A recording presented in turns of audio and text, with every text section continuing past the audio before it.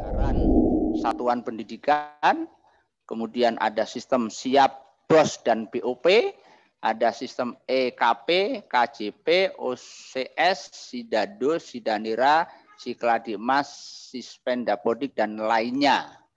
Nah, tentu saja sistem-sistem ini memang sudah berjalan, namun ada beberapa sistem yang belum terintegrasi, terutama terintegrasi dengan unit-unit atau SKPD-SKPD yang ada di Pemprov, di mana kebutuhan datanya tentu seharusnya sudah bisa terintegrasikan. Ya, ini yang menjadi PR kami untuk mentransformasikan ke dalam sebuah sistem digital. Sumber daya manusia yang ada di Dinas Pendidikan ini dimulai dari guru, kepala sekolah, pengawas, penilai, tenaga kependidikan, operator, pegawai, tim IT, dan leadership. Nah, dengan dua kondisi ini, transformasi digital yang ditawarkan atau platformnya adalah e-Masdidik. Ini pada kondisi yang diinginkan. Dari e-Masdidik ini nanti akan muncul produk-produk digitalnya, antara lain website, data, informasi, virtual book, sertifikat, akreditasi, dan raport mutu, kios edukasi, paperless office, dan lain-lainnya. Nah, tentu saja dengan adanya platform digital ini, kita berharap selain menghasilkan sebuah sistem yang handal, juga mengharapkan adanya perubahan budaya organisasi.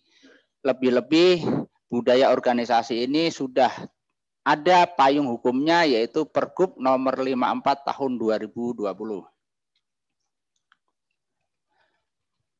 Konsep perubahan pendukung transformasi digital.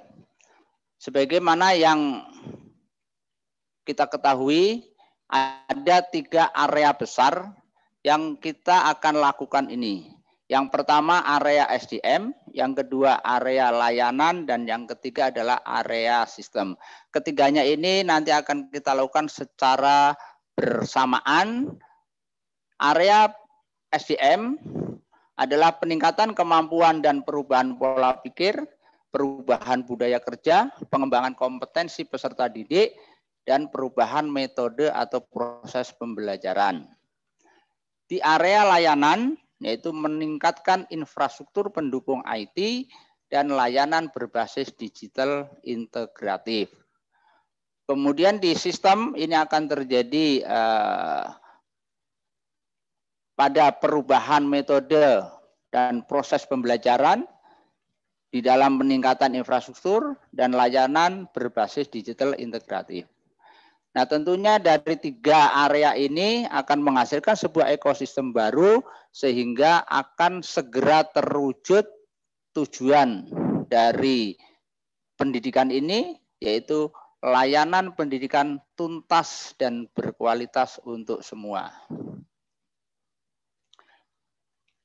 Untuk menggambarkan e-Masdidik, kita bisa lihat pada gambar sebagaimana yang kami tampilkan. Gambar ini ada 3 area besar. Yang pertama adalah area peserta didik, yang kedua area pendidik dan tenaga kependidikan, yang ketiga adalah area proses. Ketiganya ini akan berproses secara beriringan. Nah, karena e-Masdidik ini akan mengkolaborasikan dan mengintegrasikan berbagai sistem, baik yang ada di Dinas Pendidikan maupun yang ada di luar Dinas Pendidikan, tentu saja ini menjadi satu kesatuan. Nah, ada garis putus-putus yang melingkar-lingkar itu berarti bagian dalam area kita, bagian luar area lembaga atau perguruan tinggi ataupun instansi pemerintah pusat. Nah, di dalam e-Masdidik ini memang sebuah sistem pengelolaan pendidikan. Kita akan memulai sistem ini tentu dari penerimaan peserta didik baru. Karena bisnis proses di dalam pendidikan memang dimulai dari penerimaan peserta didik baru. Dan nanti akan diakhiri dari kompetensi yang dihasilkan melalui pendidikan sesuai dengan jenjangnya. Nah, tentunya di dalam sebuah proses yang akan kita kedepankan dan akan kita lakukan secara digital dan integratif itu ada integrasi proses belajar mengajar.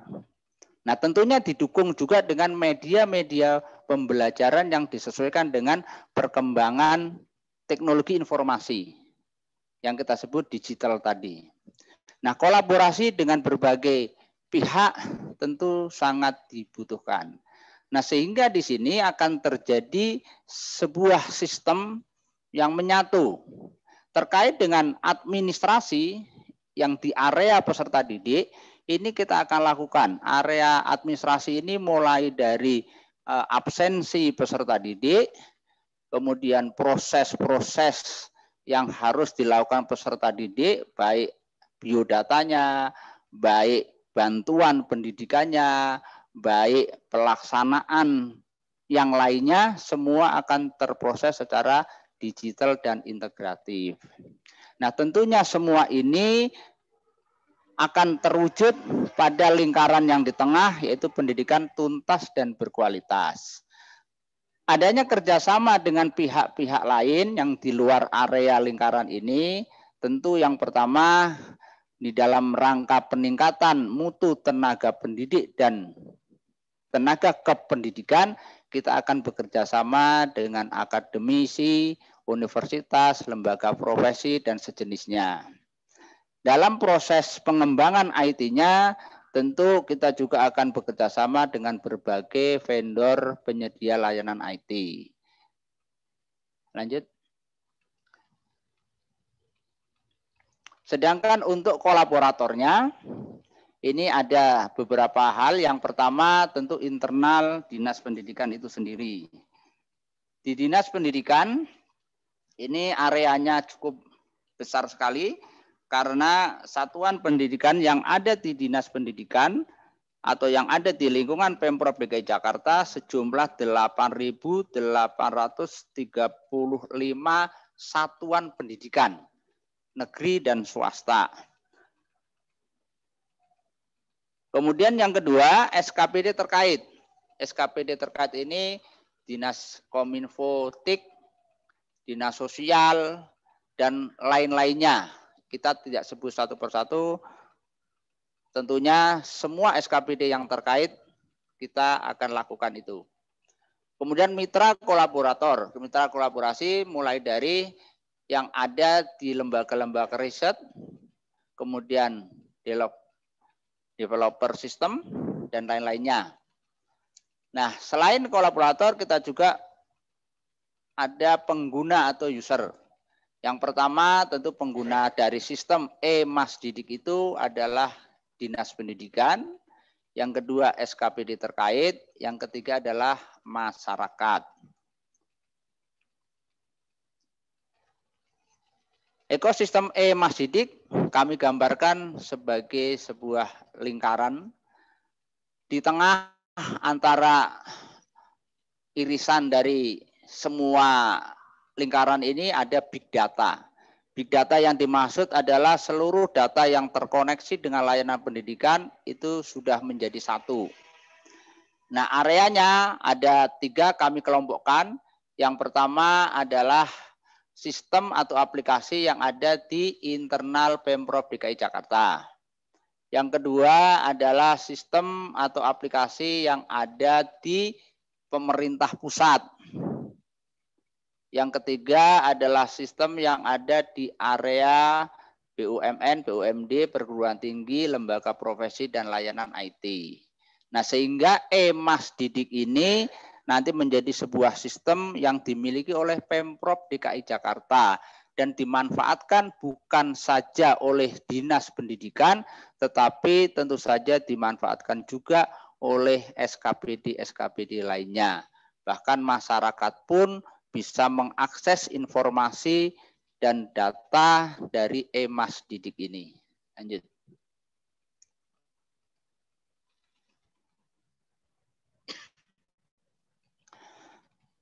Nah, sebagai gambaran bagaimana target-target dari transformasi digital yang kami tawarkan ini, kami membuat milestone-nya sebagai berikut. Kita mulai dari area pelaksanaan diklat capacity building, yaitu bulan November dan Desember. Alhamdulillah sekarang kita sudah bisa membuat naskah akademiknya berupa laporan akhir dari diklat capacity building ini. Nah tentunya setelah kita melaporkan ini, kita juga ingin action, ingin mewujudkan bahwa laporan akhir ini tidak sekedar sebagai laporan yang tersimpan dalam bentuk teks, tapi kami ingin mengimplementasikan sehingga diklat capacity building ini betul-betul bisa mewujudkan transformasi digital. Nah, di bulan November, Desember ini kita akan melakukan internalisasi peningkatan kompetensi SDM.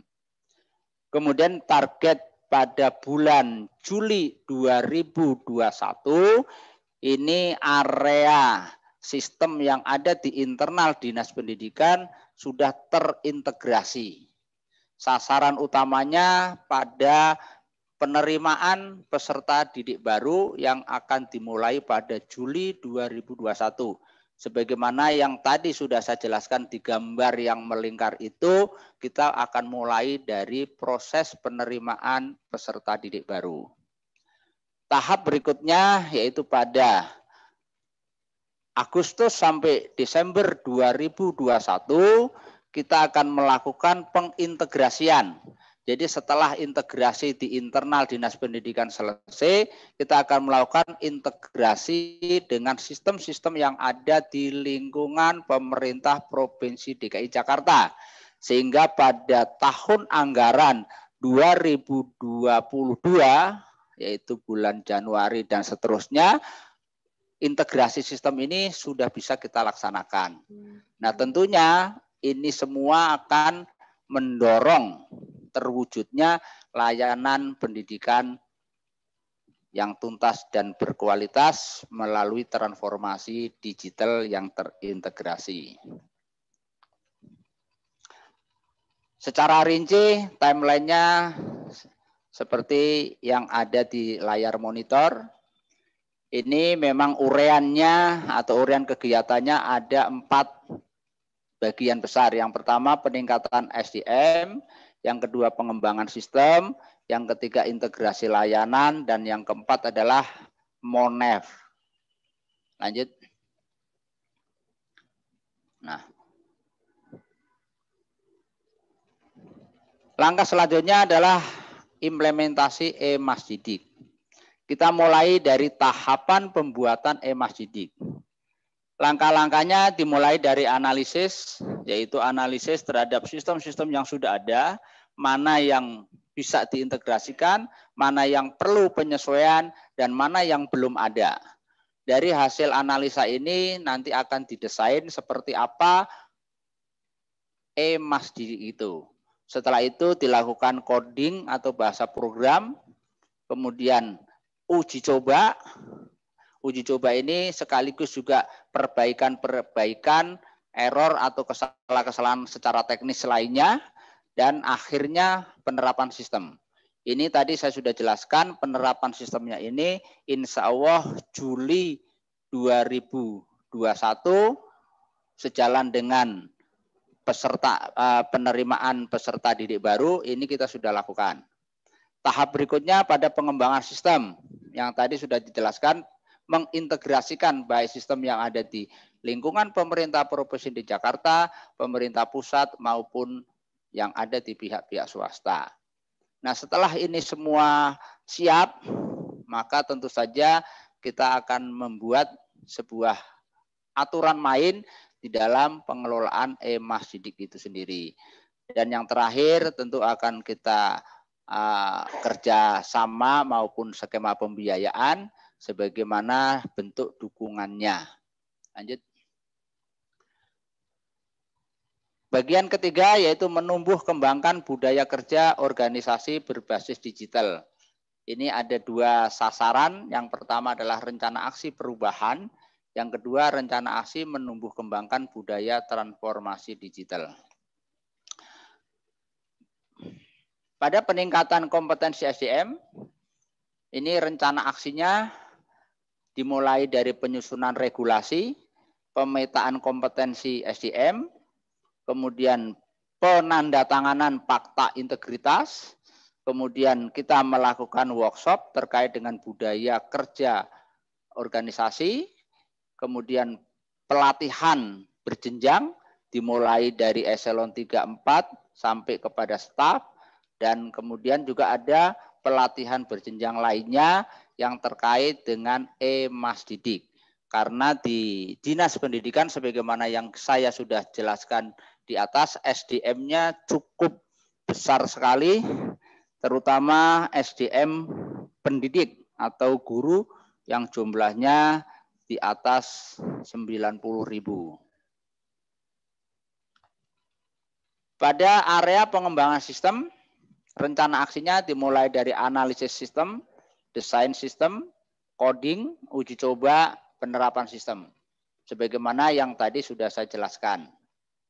PIC-nya ini untuk internalnya adalah Dinas Pendidikan, kemudian unit terkaitnya adalah Dinas Kominfotik, perguruan tinggi, dan penyedia layanan IT ataupun NGO. Lanjut. Di area integrasi layanan, rencana aksinya dimulai dari berkoordinasi dengan SKPD dan instansi lain, sebagaimana yang tadi saya sampaikan. Setelah Mas Didik untuk menyatukan sistem yang ada di internal Pemprov DKI Jakarta, lalu kita ingin mengintegrasikan ke sistem-sistem yang ada di Pemprov, tentu kita melakukan koordinasi, kemudian melakukan analisis.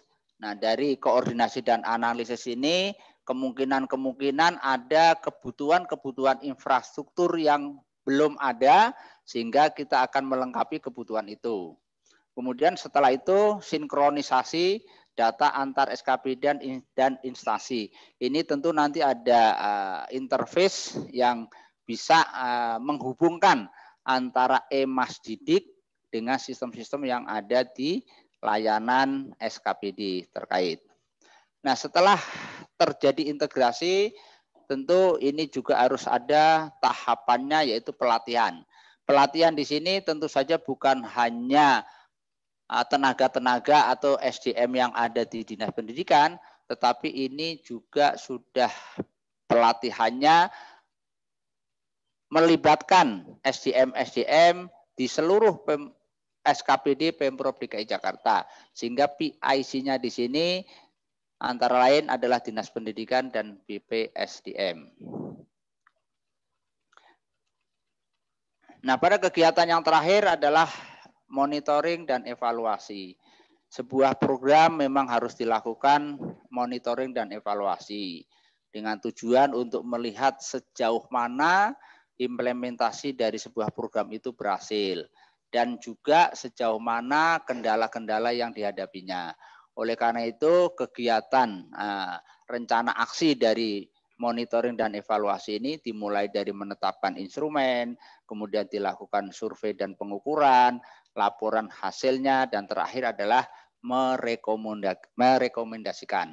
Nah, rekomendasi ini sangat penting guna memperkuat untuk terlaksananya program transformasi digital yang ada.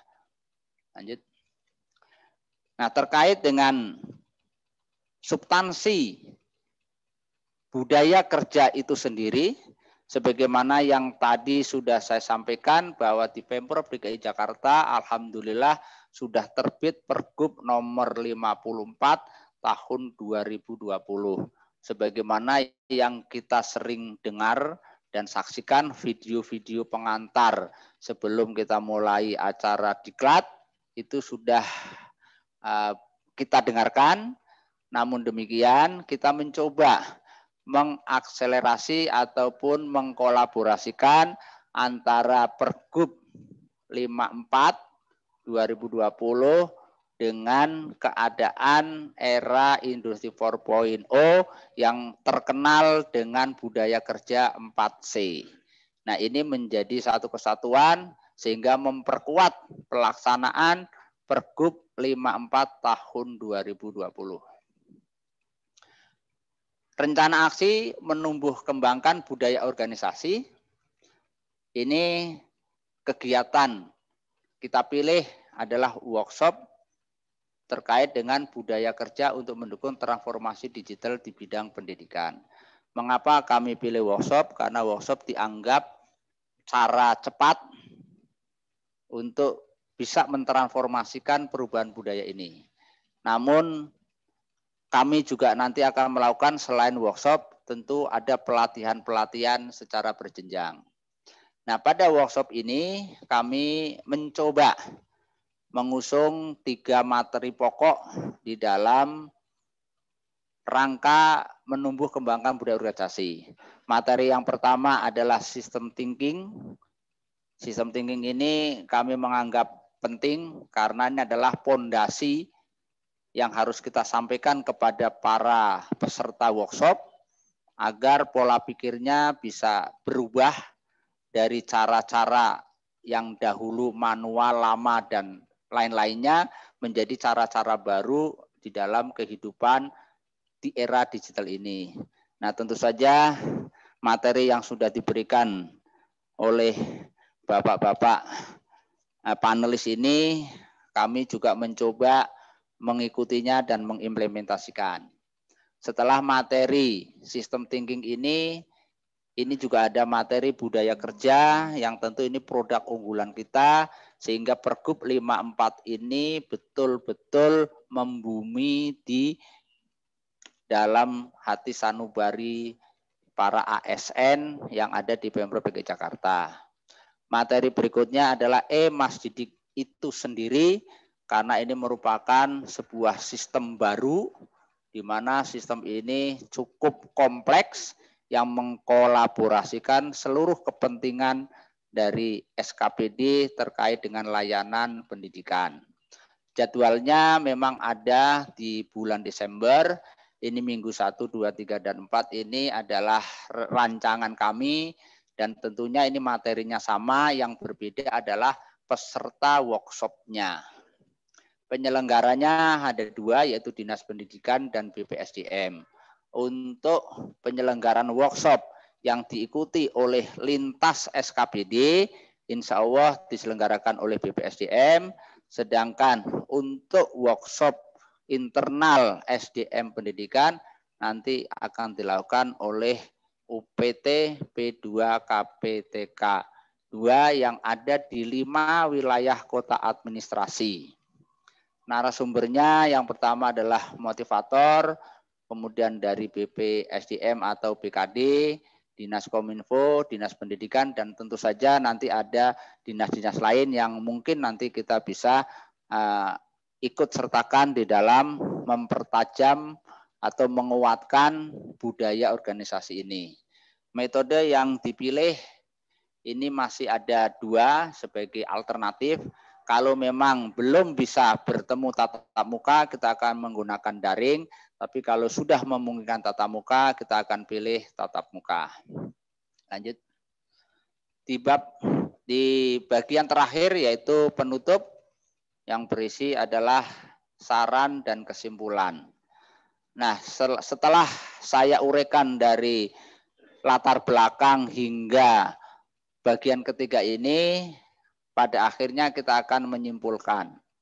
Yang pertama, harus ada perubahan pola pikir dan peningkatan kompetensi SDM sejalan dengan Mas Didik yang kita implementasikan. Nah, pengembangan sistem juga akan terus dilakukan karena pada tahapan awal Mas Didik tentu saja akan dan harus disesuaikan dengan perkembangan ke depan. Karena kita tahu bahwa menurut informasi yang sudah beredar, di era industri 4.0 ini juga akan segera memasuki pada era industri selanjutnya yang tentu sarana informasi, teknologi informasi ini akan mengalami perubahan yang sangat drastis. Nah, selanjutnya juga diharapkan dengan adanya Mas Didik ini integrasinya menjadi bagus yang pada akhirnya pendidikan tuntas dan berkualitas bisa kita wujudkan. Itulah yang bisa saya sampaikan pada pagi ini. Semoga hasil diskusi dari tim Quick Win Pendidikan ini bisa terwujud dan bisa memenuhi target akhir dari laporan penyelenggaraan Diklat Capacity Building. Terima kasih atas perhatiannya. Saya akhiri. Wassalamualaikum warahmatullahi wabarakatuh. Waalaikumsalam warahmatullahi wabarakatuh. Terima kasih Pak Slamet yang mewakili dari Quick Win Pendidikan. Baik, sekarang adalah para panelis memberikan tanya jawab ya kepada Quick Win Dinas Pendidikan. Quick Wins Pendidikan. Baik, kepada para panelis yaitu Bapak Profesor Dr. Insinyur Marsudi Kisworo dan Bapak Abdul Malik Gismar, dipersilahkan. Siapa dulu, Mbak? Pak Abdul Malik dulu atau saya dulu? Silakan Pak Marsudi terlebih dahulu. Berapa lama waktunya? Waktunya sekitar 10 menit, Bapak. Silakan. Baik, terima kasih Pak Slamet. Paparannya komprehensif, luar biasa. Tapi ada beberapa yang ingin saya tanyakan ya. Dalam era revolusi industri keempat itu justru yang diinginkan itu penyederhanaan. Jadi segala sesuatu jadi sederhana. Kalau bisa dikerjakan komputer, komputer yang mengerjakan, manusia itu kalau bisa sedikit mungkin melakukan pekerjaan. Tapi saya melihat justru yang dipaparkan tadi menjadi tidak sederhana. Pertanyaan saya pertama contohnya begini.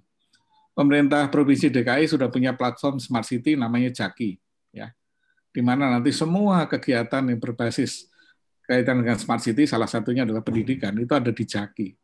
Nah, pertanyaan saya pertama, nanti ini seperti apa? Tadi nggak nyebut Jaki sama sekali.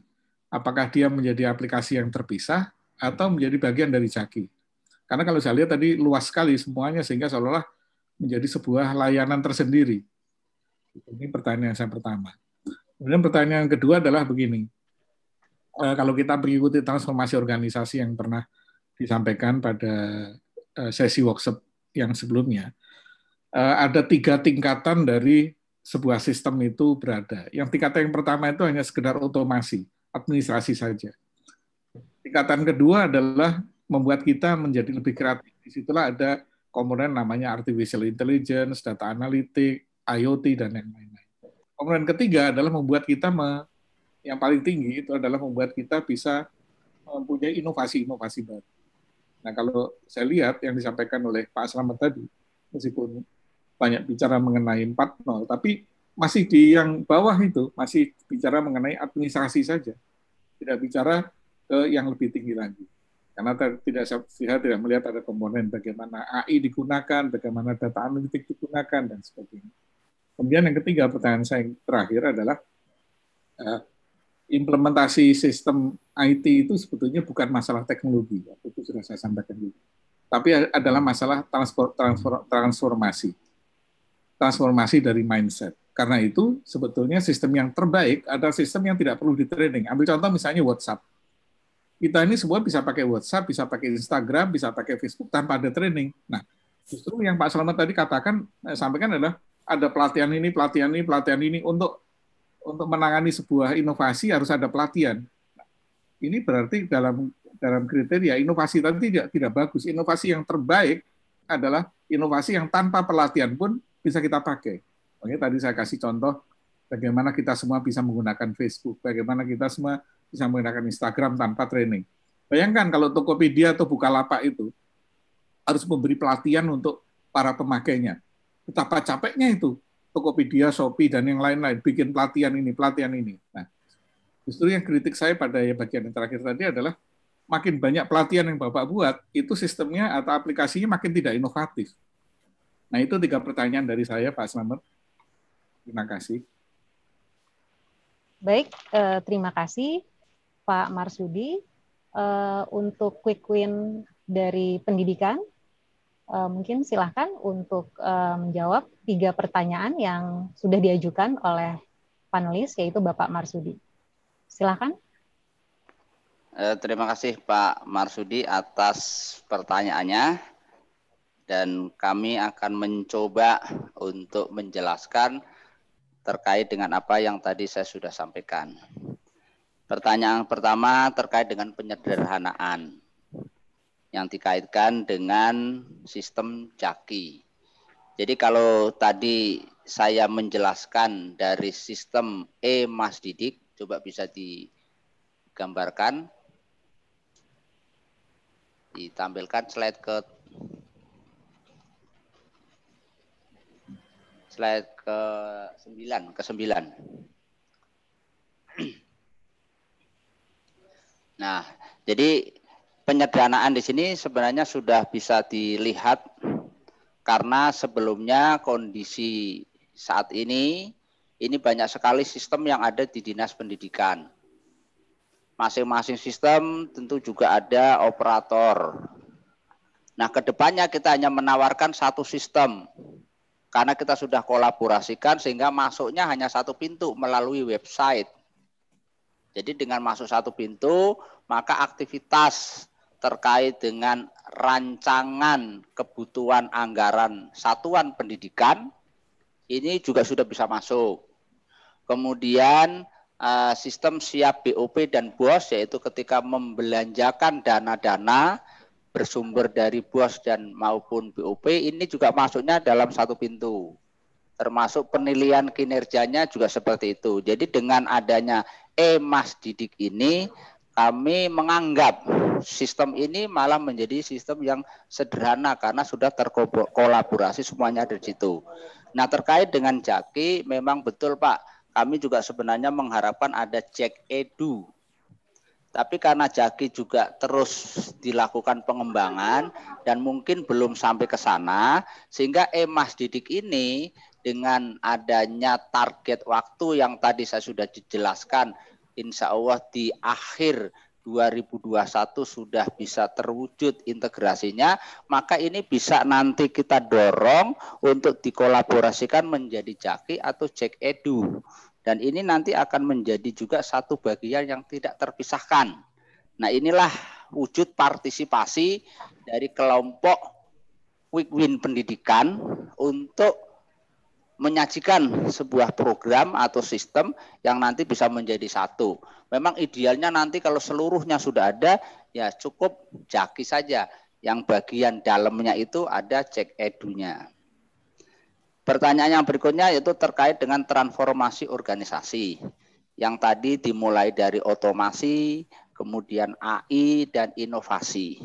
Nah, tentunya sistem Mas Didik ini akan menjawab otomatisasi tentunya dari proses pembelajaran dan administrasi yang ada di dalamnya, baik administrasi siswa, administrasi guru, dan sebagainya, ini juga akan terjadi otomatisasi. Artinya siswa hanya sekali menginput, seluruhnya terproses melalui sebuah sistem. Demikian juga guru-gurunya. Sehingga seluruh program-program yang ada di Dinas Pendidikan ini juga insya Allah bisa terlakukan otomatisasi melalui Mas Didik.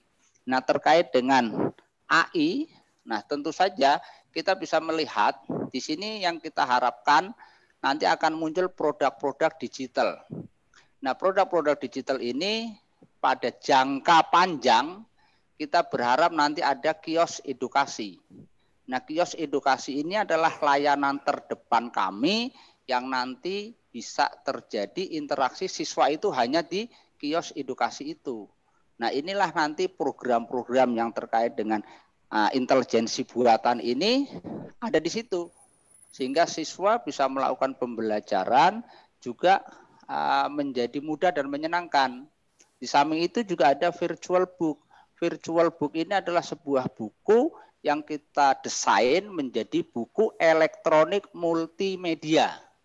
Nah, disitulah ada program-program animasi. Misalnya siswa ingin melakukan sebuah percobaan. Kita sudah mengenal adanya virtual laboratorium. Nah, virtual laboratorium itu nanti ada di dalam virtual book itu. Sehingga ketika siswa ingin melakukan praktek, terutama praktek-praktek yang bersinggungan dengan listrik, bahan-bahan kimia yang berbahaya, nanti dia cukup virtual saja. Nah, disitulah peran intelijensi buatan di situ. Ya, ini adalah program-program jangka panjang yang kita sudah rumuskan. Nah, terkait dengan inovasi, ini Mas Didi ini tentu akan mendorong, karena di situ tadi saya sudah jelaskan bagian yang proses pembelajaran itulah di situ ada media pembelajaran. Nah, sebagaimana yang terjadi saat ini dengan adanya pembelajaran jarak jauh, maka inovasi yang dilakukan oleh guru di dalam melaksanakan pembelajaran tidak bisa terelakkan lagi. Mereka harus bisa membuat model-model pembelajaran. Nah, tentu dengan Mas Didik itu bisa mendorong inovasi yang lebih konkret lagi. Nah, terkait dengan implementasi IT yang tadi disampaikan antara transformasi dan mindset dan dihubungkan dengan pelatihan-pelatihan yang ada. Pelatihan yang dimaksud di sini bukan pelatihan sebagaimana kita melatih orang dari tahapan-tahapan awal yang memakan waktu yang cukup lama. Pelatihan-pelatihan ini tentu diperuntukkan ketika kita berbicara masalah manajemen pengelolaan pendidikan, maka di situ ada operator. Operator harus dilatih supaya proses inputnya benar, proses verifikasinya benar. Demikian juga pelatihan yang terkait dengan mindset. Sehingga ini memang perlu didorong. Makanya kita pilih adalah workshop. Dengan workshop ini selain mensosialisasikan Mas Didik itu sendiri, kita juga mengajak agar komponen-komponen yang ada di setiap SKPD bisa mempunyai persepsi yang sama sehingga terjadilah kolaborasi sebagaimana yang kita inginkan. Nah, tentu saja sosialisasi ini kita akan lakukan merupakan bagian dari kegiatan transformasi digital. Nah, itu barangkali jawaban saya secara singkat, dan mohon para anggota dari Quick Win Pendidikan yang terdiri dari 12 SKPD mungkin bisa ikut memberi tambahan dari pertanyaan-pertanyaan dari Pak Marsudi tadi. Monggo kalau ada dari para peserta anggota Quick Win Pendidikan, kami persilakan.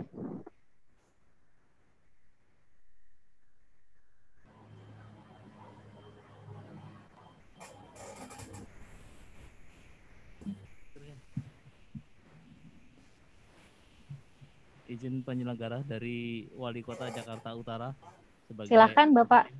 Ya, silakan Bapak. Terima kasih. Bismillahirrahmanirrahim. Assalamualaikum warahmatullahi wabarakatuh. Waalaikumsalam warahmatullahi wabarakatuh.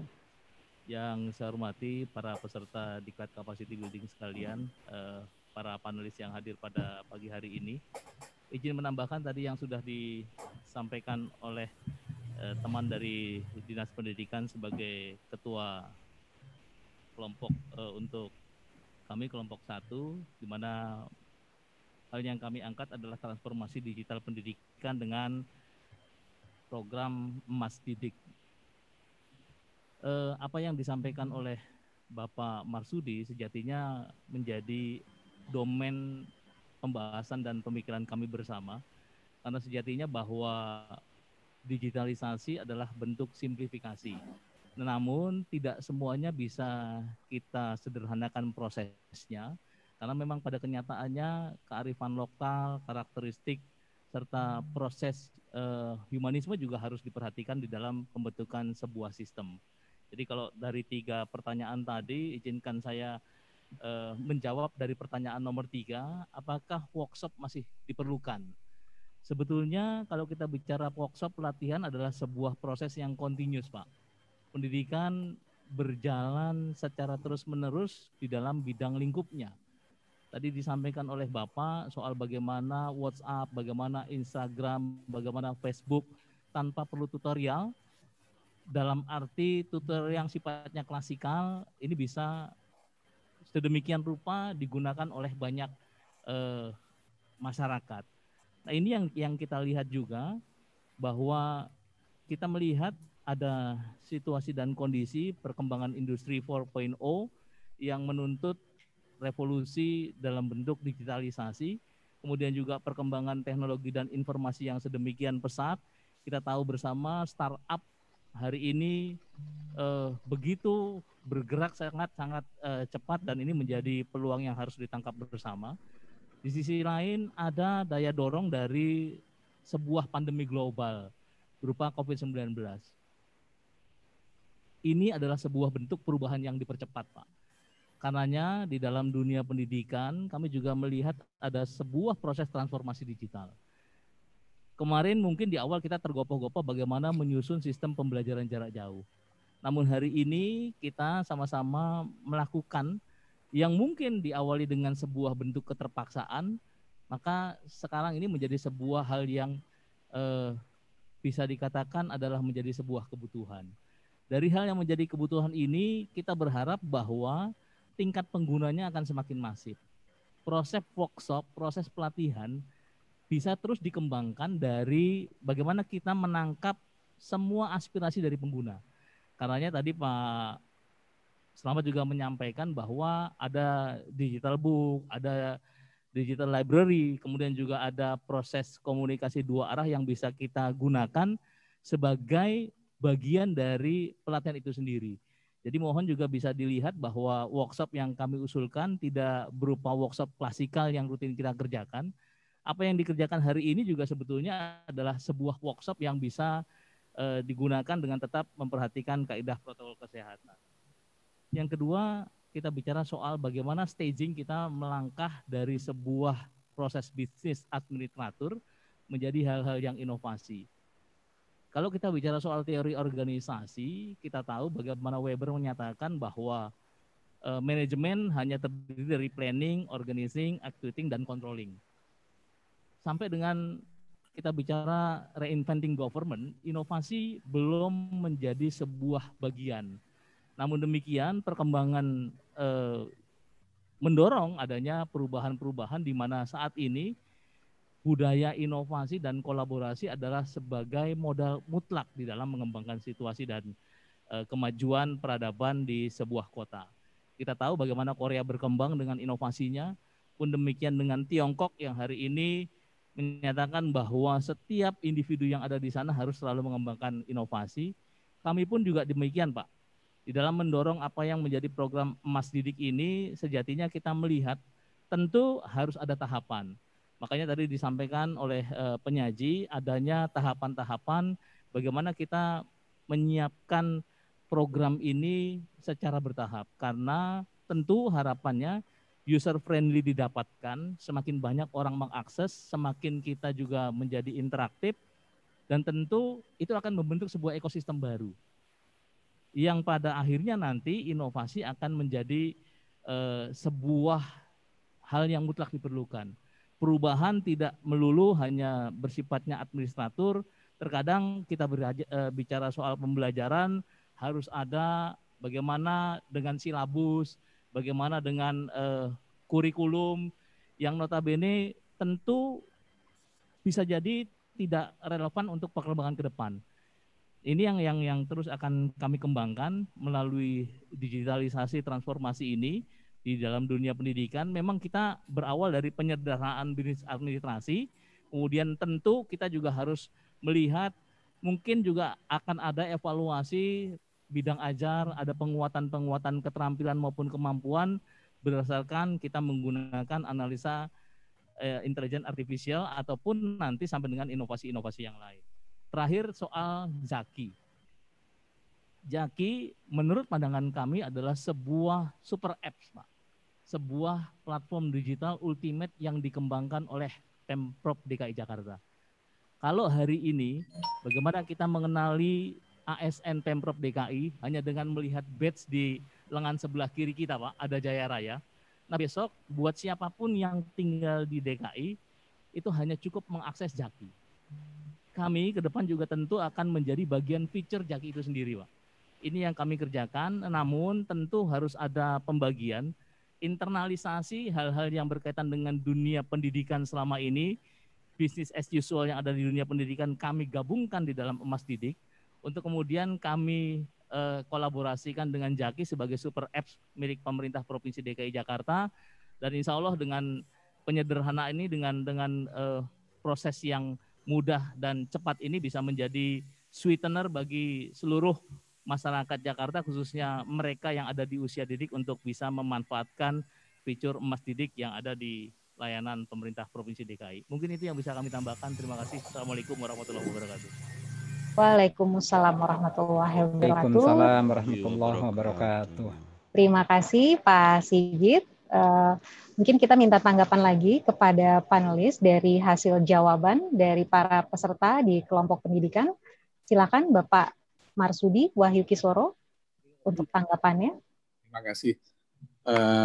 Ya kembali ke yang saya lihat di sini masih belum inovasi ya, artinya hanya administrasi, hanya otomasi saja. Jadi kalau soal Jaki memang dari presentasi dari awal sampai akhir tidak disebut.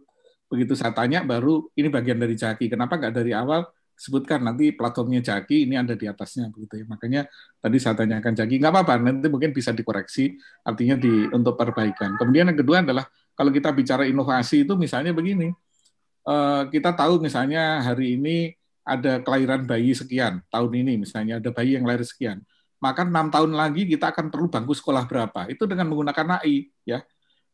Kita tahu misalnya di zona tertentu ada anak yang sekarang umur 5 tahun, berarti 6 tahun, tahun depan di daerah itu perlu, untuk zona tersebut perlu bangku sekolah berapa, sehingga tidak terjadi kekacauan seperti sekarang. Kita tahu PPDB itu kan terjadi kekacauan karena apa? Ya kita udah tahu lah ya, karena tidak menggunakan artificial intelligence, padahal datanya ada gitu ya. Jadi AI itu bukan sekedar, itulah namanya inovasi. Inovasi itu adalah menyelesaikan suatu masalah dan tidak terulang. Sebuah bukti bahwa PPDB selalu jadi masalah, zonasi selalu jadi masalah, ini adalah suatu tanda bahwa tidak ada data yang ada itu tidak digunakan. Gitu.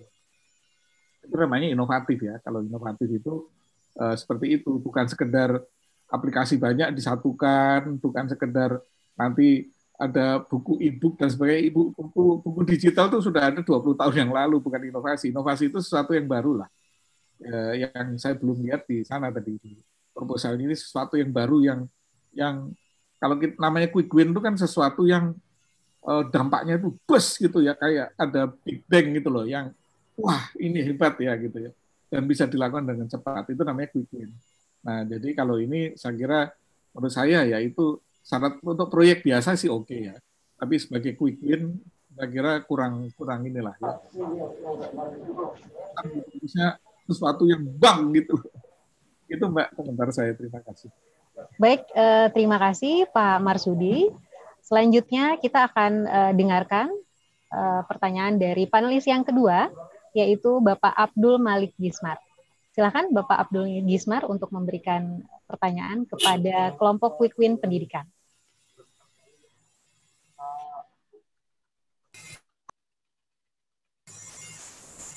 Terima kasih Bu Moderator. Assalamualaikum warahmatullahi wabarakatuh. Waalaikumsalam warahmatullahi wabarakatuh. Waalaikumsalam warahmatullahi wabarakatuh. Ibu-ibu, bapak-bapak sekalian yang saya hormati,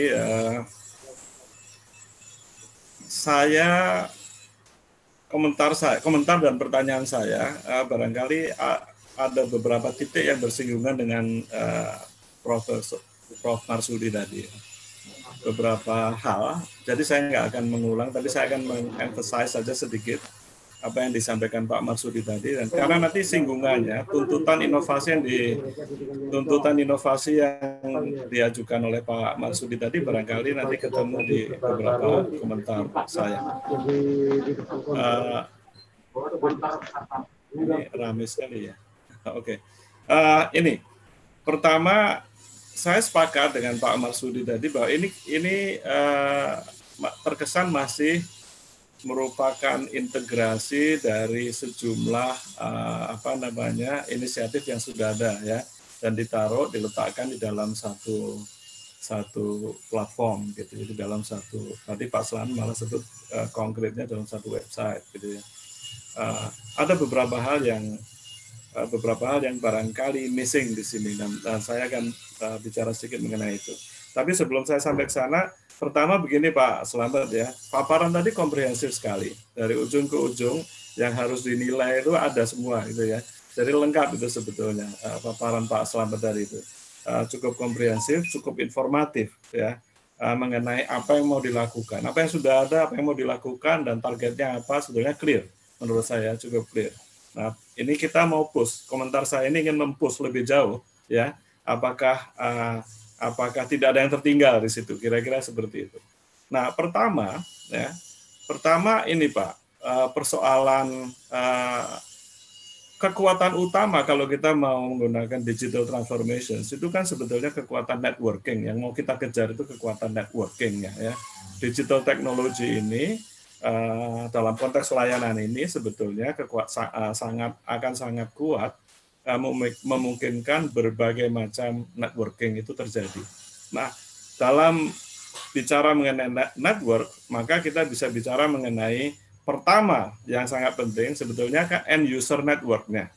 Ya, end user network. Jadi para peserta didik, orang tuanya dan seterusnya itu end user networks. Kemudian ada network berikutnya, yaitu network semacam business customer network-nya lah ya. Ada guru, ada sekolah, ada mungkin perusahaan-perusahaan yang related ya, yang terkait dengan pendidikan dan sebagainya, banyak sekali. Kemudian network ketiga yaitu employee-nya sendiri ya, para ASN di DKI sendiri yang akan melaksanakan tugas-tugas layanan itu.